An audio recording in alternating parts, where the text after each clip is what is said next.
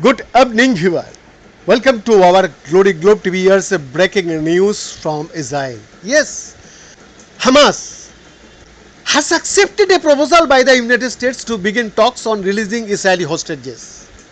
16 days after the first phase of an agreement aimed at ending the Gaza war, the news agency Reuters reported on Saturday, July 6, citing a source from the Palestinian militant group. The source, who chose to remain anonymous, said that Hamas dropped a demand that Israel first commit to a permanent ceasefire before signing the agreement and would allow negotiations to achieve that thought out the first 6-week phase. A Palestinian official close to the internationally mediated peace efforts told Reuters that the proposal could lead to a framework agreement if embraced by Israel and would end the war.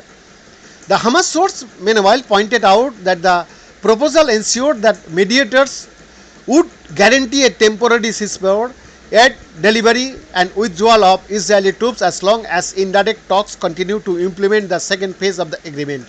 Israel is yet to comment on this development.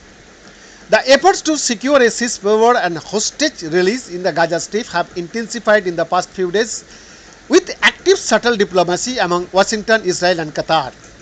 On Friday, Israeli Prime Minister Benjamin Netanyahu said that Mossad chief David Barnea returned from an initial meeting with mediators in Qatar and that negotiation would continue next week.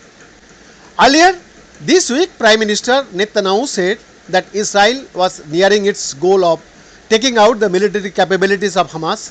We are advancing to the end of the phase of eliminating the terrorist army of Hamas, and there will be a continuation to strike its remains, he said. BN's exclusive report, Glory Globe TV, Delhi, Bharat.